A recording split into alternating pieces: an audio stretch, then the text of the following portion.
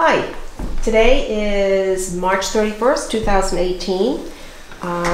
This is Donna Dunn and Lee Martell from the Dunbarton Historical Awareness Committee, and we are interviewing two fellows that have been friends since childhood and have grown up here in Dunbarton, Les Hammond and Bill Nichols. Bill, you want to start and tell us how you came to be in Dunbarton? Well, my father was in the chicken business, and he was looking for a farm to raise chickens, so he bought a farm over on what they call Little Lane. And What year was that? what's that? What year was that roughly? 1947. And that's when we moved to Dunbarton. So he raised chickens there for a number of years until the business was going not that well, and he got out of that business. But it's the fun that Bill and I would have in the summer. Our fathers would get us to shovel the manure. yeah, we did a lot of shoveling. Cleaning chicken houses, shoveling sawdust, go to the sawmills, get sawdust for the chicken houses. What did you do with all that chicken manure? It's good fertilizer. Piles it. You had piles of it out back here. Yeah, we used to take it out back and just pile it up in back of the house. I don't know, there was a field up there. But shovel it in the truck, and then we had to shovel it back out. I mean, everything was done the hard way. How many chickens? Well, at this peak, he had 10,000. 10,000? Yeah. I take it the chicken sheds are no longer there? What's that? Chicken coops are Well, we there? had chicken houses, and then he had what they call ranges. You know, you had little houses where it was fenced in areas. And we had 3 different ranges, and it was my job to feed the ranges. He had an old Studebaker truck, and I'd load 100-pound bags of grain on the truck and take them up to the ranges to feed. It was 3 different ranges and feed the chickens. At that time, I think it was like 8 years old. I'd be loading 100-pound bags of grain. Teacher kept me after school one time up here in Dunbarton. Where I told her about that. I had to get home to feed the chickens. She couldn't believe it.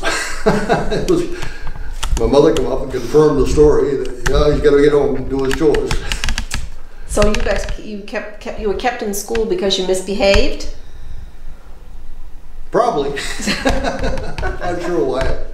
Yeah. So what happened to all those chickens when they stopped producing eggs? Did you butcher them? Well, they raised chickens, yeah, and then they went to, we did eggs too. We had eggs. She had an egg room, and we'd ship eggs. But we did some what they call broilers and stuff, and they shipped the chickens. A lot of farms in the neighborhood. It was big in South Dunbarton. There was a lot of chicken houses. Aunties had chickens, Paris. It was quite a few. There was more chickens down there than there was cows. When you say you shipped them, where did they all go? What was your market? Well, the eggs, I remember they used to go to Reading, Mass. There used to be a truck come up I think it was once a week. And they'd load the eggs and take them out. And the chickens, I'm not sure. They went all over the place. I was reading there was a big chicken slaughterhouse in Goffstown there, Nichols. Yeah. Down where, oh yeah, You smell that all through the town. what's that? You smell that all through the town. Yeah. You did? Yeah. Oh, What road was that on? It was on Depot Street. It's where the sheep meadow place is now. Really? Right by the river? Yeah. The Nichols were a big family in Goffstown. But they grew that into quite a business. That was, I know at the peak there was in, they did and all that stuff went to New York. Mm-hmm. Yeah. I'm going to segue for a second. Les, how did you happen to come to Dunbarton and when? Well, I was born and grew up in Dunbarton. It was the old family homestead. Nancy Frost. Grapevine Road. Yeah, the Hodgmans bought that place, and my dad built a house farther down the road where the bottom of the Hammond Hill. Did you do farming while you were at the old homestead? To a very minor amount. My father was an electrician, and in the late 40s, he was working on the DEW line. That's the line that goes the entire coast, the East Coast. And he got burnt twice doing that, up in the pole, and get a wire. Ouch. He got burnt. So he went to work as a plumber, and he still had the electrician's credentials. Now I noticed on the old homestead property, there's a little pond by the road. Is that it? Was that an ice pond? That little pond, right as you turn in the driveway at the homestead. No, that was, you remember that? Yeah. You remember when they dug that? It was, I don't know why they dug it. I don't know why they made a pond there. But I think it might have been the Hodgmans needed water for the cows. Yeah, Nancy said something about there being a pump in there in the middle. And when the water level goes low, you can see it. So they had cows, the Hodgmans had cows? Yes. A lot of them? Yeah. Or was it dairy or just for them? That was for meat. I'd say 8 or 10 cows. The situation was such that Henry Hodgman was the old man of the Hodgman clan, and he get burnt really bad. Killed his son. Killed one of his sons. Is this a house fire? No, he was blasting with dynamite Oh, jeez. and knocked the wire down, and it broke the wire. And Albert went over and picked it up and electrocuted him. And his father, Henry Hodgman, was working with him. Hit him with a stick, partially electrocuted him, and he crawled from there back to the country store. And, So this happened on the homestead, and he crawled to the country store, which is down at the bottom of Mills Hill. the same store that's there now. Right. Wow. I didn't know that. It's quite a thing. So then I became the eyes and the ears, well, at least the ears of Henry Hodgman, as he couldn't hear from being burnt from the electricity. So I went with him, get the cows, had bells on the cows, plow snow. I would be, they used us kids very generously. Yeah. And we did things that in other parts of town that the men did. Was that the norm back then for boys your age? Yeah. There was only 500 people in town. And we all worked. Yeah, that was I think every kid growing up in town, they looked forward to going to work for the highway department, working for the town, picking rocks and whatnot, cutting brush. But that was the job. Once you got on that, it was your summer job. And you were happy. Were you around for the pine blister rust, or was that before your time? What's that? Were you around for the pine blister rust problem, or was that before your time? I remember there was a lot of talk about it. They used to talk about it at a town meeting. It's okay. All right, so get back to when you guys were young boys. What kind of things did you do for fun, and what kind of mischief did you get into? I got a list.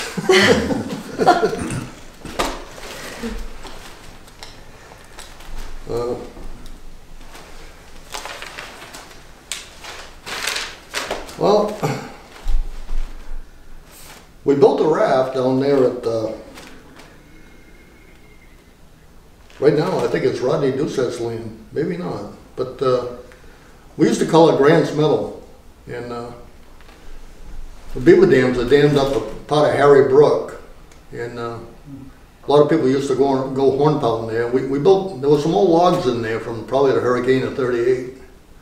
So we took a couple logs and we made a big long raft. And that was, we used to go down there and we'd go swimming in the pond, you know, and come out. Was that across the street from Don Unti's back in the woods there? It's on Black Brook Road. Okay, yeah. I know where you're talking. It's down by Cathcar's house, and the dam was there, and it was all flooded back in there. So it must have been a good-sized pond. Yes, yeah. Okay. It's not there any longer? No, the dam's gone, but... The problem with it was shallow. And you jump in the water and you come up with barbed wire. And yeah, Les got cut up diving in the water. Yeah, still get the scars. Did you ever catch anything to eat there? We used to go horn pounding there. Yeah, that was a big pastime, going horn pounding. A lot of hunting, fishing, camping out. We always camped out all the time. Stayed out. We never were inside. Never. I mean, I don't remember ever sitting down watching TV or nothing. We just found things to do outside. Well, we had an urge. Our fathers had a whole saying, you don't have anything to do, I'll find something for you to do. So we never had nothing to do.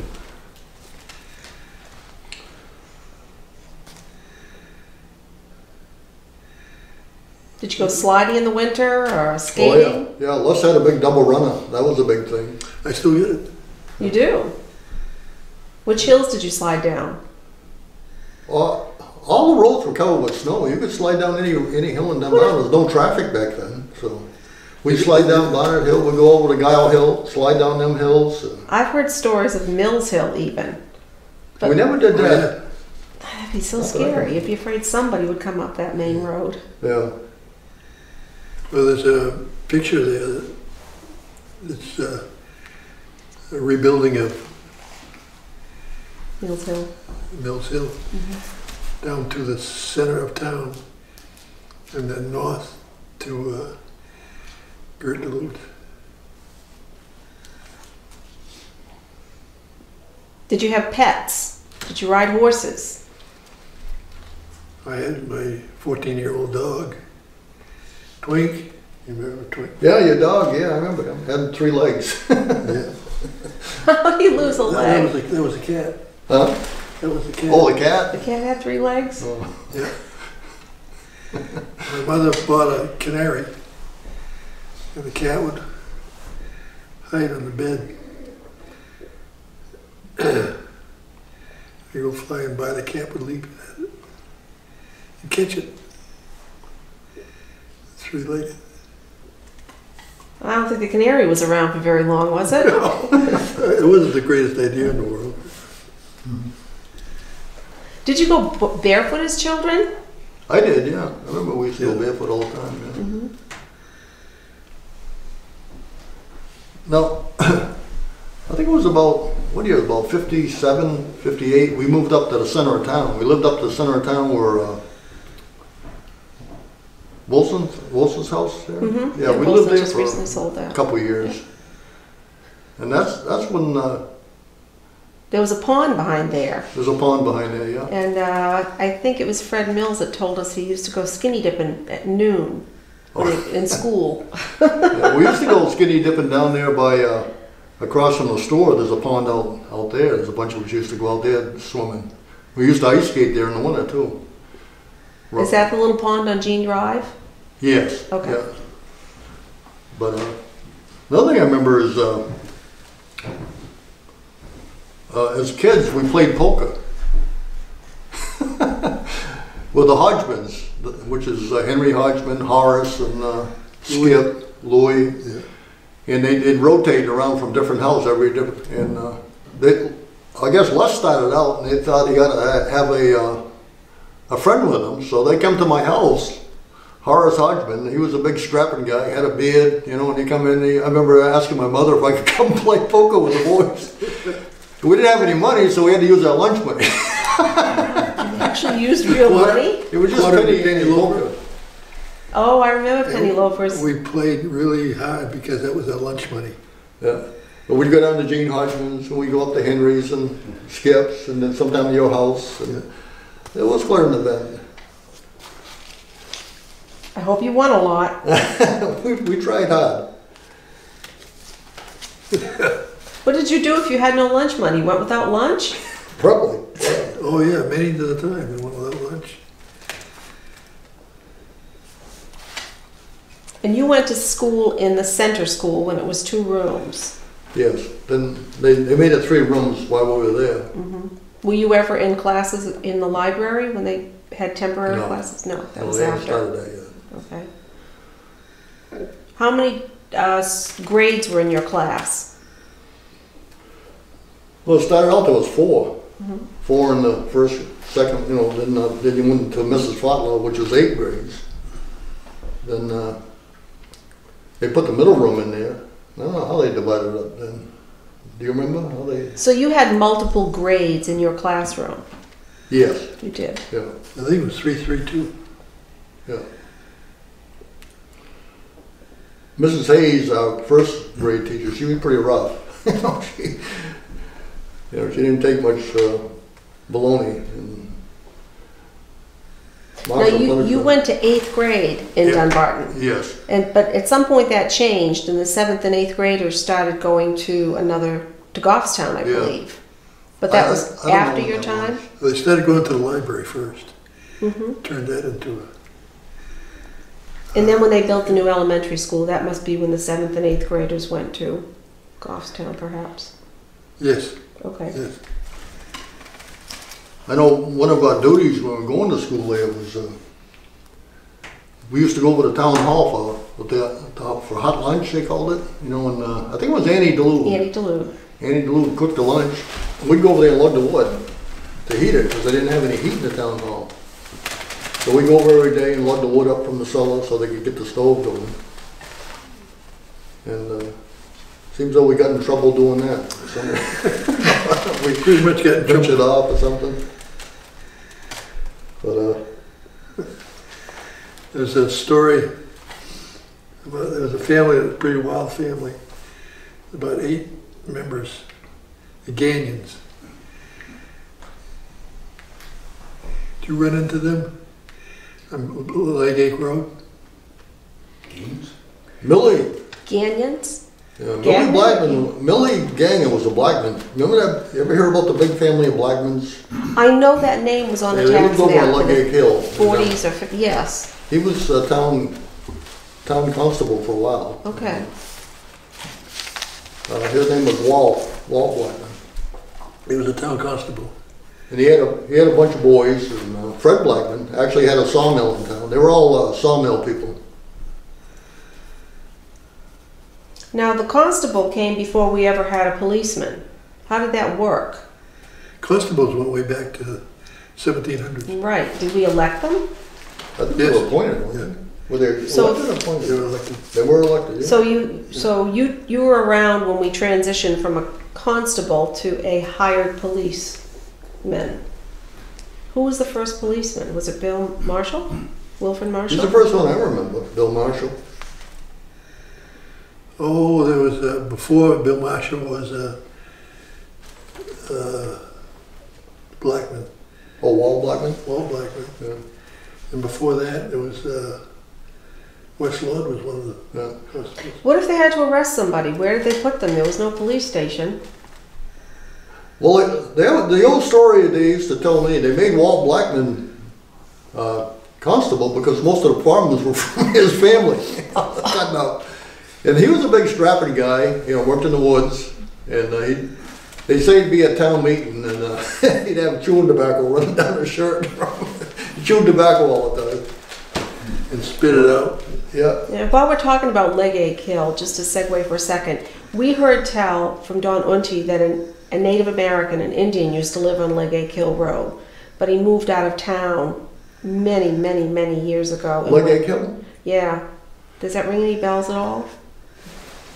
Charlie Little used to tell me the last Indian in town lived on Kimmel Pond Road. Yeah, that's what's on the map. And actually, I own that piece of land where they lived.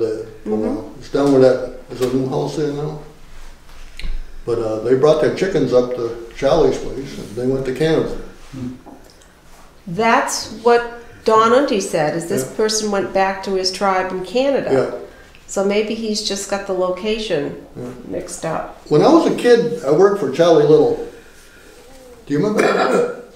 He owned a big farm up on the hill there where Botnick lives now. And God, he was an old man when I was a kid. I mean, he was in his 80s. And he was still farming, growing potatoes. That was his specialty. Growing potatoes, grew the best potatoes around, and we used to get our milk up there. We'd go up every day and get milk, for the family. Yeah. And I helped him hay. He did a lot of, he'd hay his fields, and I'd go up and what they call tramp hay. They'd pitch it in a wagon. You had to tramp it down. And then they'd pull the hay up to the barn, and it'd have big forks come down, and you pull it up with a horse. Well, I was just a little kid. I'd lead that big old workhorse, and leading him one day, I come in the barn, and he stepped right on my foot. And I was barefoot. But yeah. You're lucky you're still walking. But we get done haying, and we sit down the north end of the barn, and he never did a lot. I mean, it was a kind of a laid-back situation. I mean, it wasn't like today. Well, I mean, they cut a little section of field, and then just what they could handle. They wouldn't cut the whole field. But anyway, we get done at the end of the day, and you get down there, and he'd sit at the end of the barn, and he'd tell me stories. And how I wish I could remember everything he told me, but... Tell us some of those stories. What's that? Can you remember any of those stories? Well, about the Indians. And, yeah. You'd go along, and we'd point to a rock, and he said, yep, a kid fell off a hay wagon right here and got killed, and that was down at Kimball Pond on a big rock down there. And we used to take him, my mother even took him down to Concord to get his grain ground for his cows. He'd raise corn, and we'd take him down to get his grain ground. And always had to stop at the Dewdrop Inn to get an ice cream. Yeah.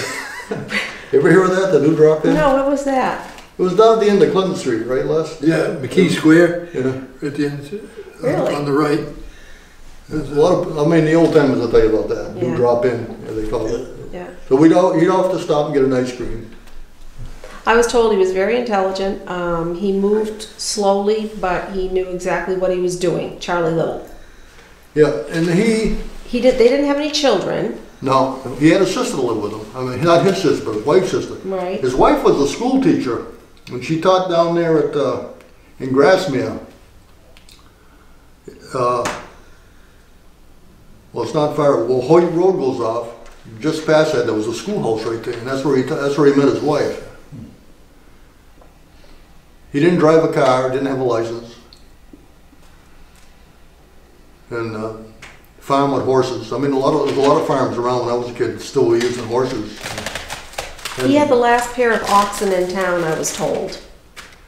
Yeah, and there's a story about them. He had a big pair of white oxen, and the farmers around used to tell me. I remember them vaguely because I remember he used to go down the woods and we'd ride the sled to come back, and when he'd get wood, we'd get down the woods with him.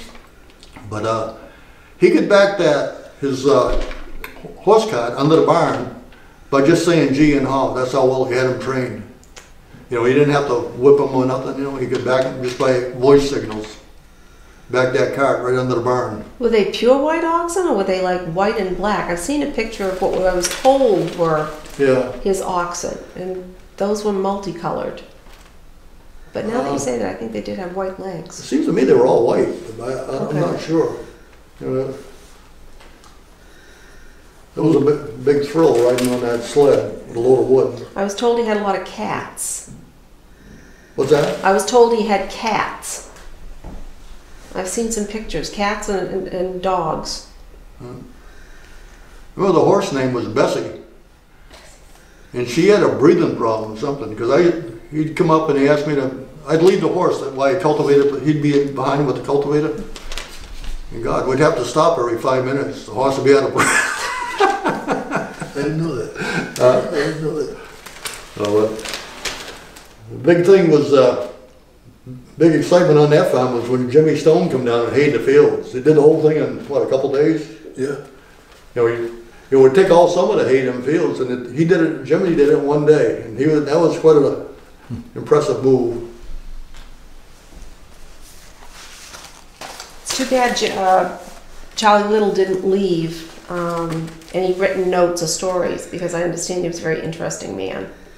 There's a short story about the Gagnon, Blackman, you know. Francis Gagnon. He was born to be a thief and a rogue. He was a real character. Well, he did something that wasn't nice, I guess. Teacher put him under her desk. They call it secretariat, under the keyhole of the desk. Real early, you know. School just started, and he'd be under there. Be under there till noontime. Mrs. Hayes reached under and bag out, grabbed hold of him, yanked him out. She opened up her bag. He had eaten all the food under there.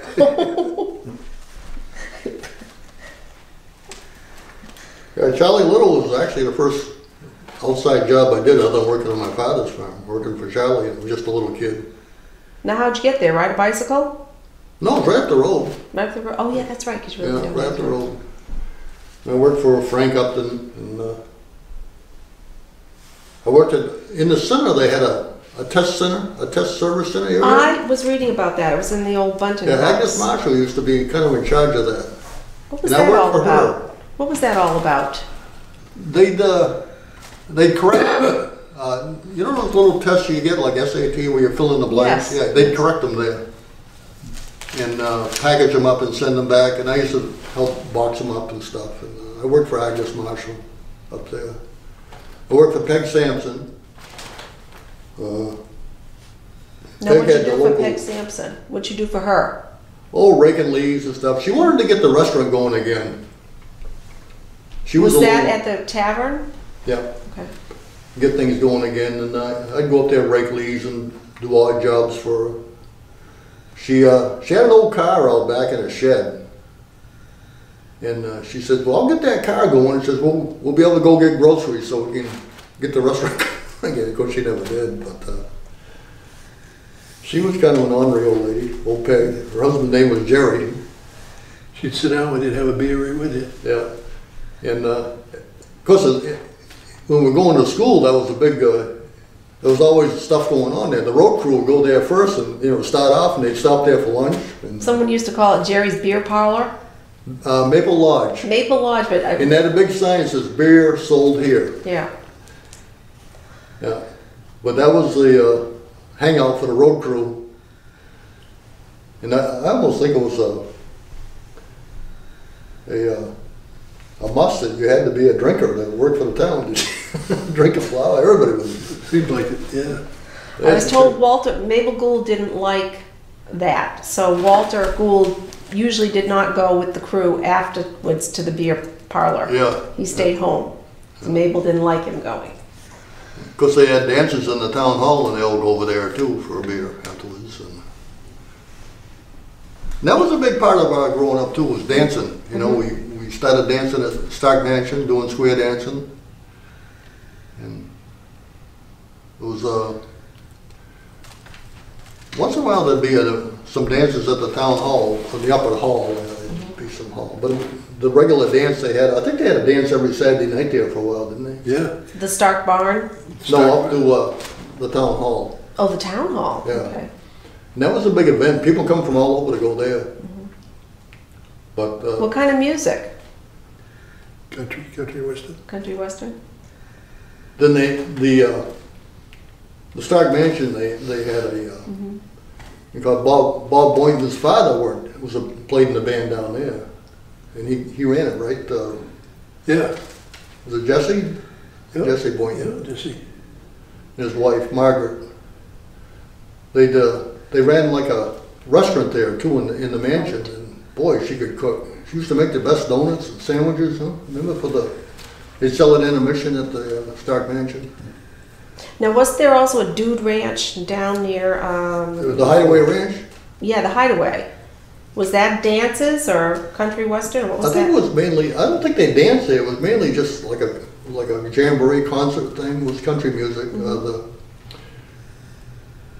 That wasn't, I don't remember going there at all. I don't either. It was still, everything was intact when we were kids. We used to go down there and see, see all the buildings and the concession stands and the lights. Are any of those buildings still there? I don't think so. Really, I know there's a new house It down was there. all in like a pine grove. Now, what did you ever go out of town to do anything? Like to the theater or the movie, what? Roller skating was a big thing. We used to go roller skating a lot. And where was that? Down to Bedford Grove. Yeah, there's quite a few of us went down there. Hockenton Fair was big. It was a big, and during the summer, we'd thumb all over town. We'd thumb all over the county, go swimming. We'd thumb up to Bradford, But over just to Horace Lake. start out early in the morning and just hang your thumb out there and You'd There go wasn't before much traffic there. You wait all day for a ride. You'd go before your father got up and chasing your ass out. gave you something to do, right? Well, one of the big events that I remember as a kid was the chicken barbecue the fire department put on. They'd come around to all the houses selling tickets, and They still do that. How many years have they been doing that now? well, they stopped for a while. Geez, I don't know. This is back in the 50s, 40s. They were doing it, and Yeah, in the 40s. but that was a big event. You go to see people. There was a lot of stuff going on in the town hall. They had plays going on, the Grange, minstrel shows. You ever hear of them? No? That was a big thing back then. I don't know, probably Fred Mills would know more about it, but they used to put on like a play and it was skits and music and stuff, and that was a big thing, minstrel shows. And apparently a lot of the people in town participated. They put on quite a few plays. Yeah, Les was in a play in town. I don't know if you ever heard about that, Cinderella. We've seen Cinderella. The men did that. That was interesting. Now, how did you hear about what was going on outside of Dunbarton when you were young? Did you read newspapers? Did you listen to the radio? Or how did you get your news of what was going on outside of town? Yeah, newspaper, I guess. I remember delivering newspapers. You did that as a child? There was youth fellowship, very, very active. Yeah. Did a lot of stuff.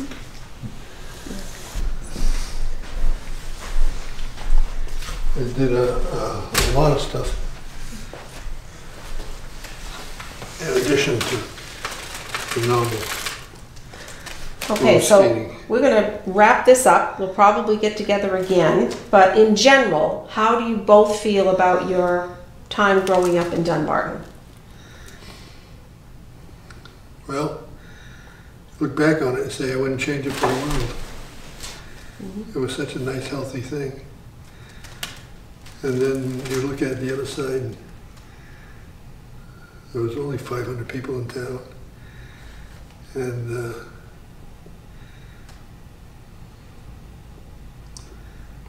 if there was a medical emergency or a car broke down, you were screwed. I thought you were going to say everybody would come out to help. How did you feel about growing up here?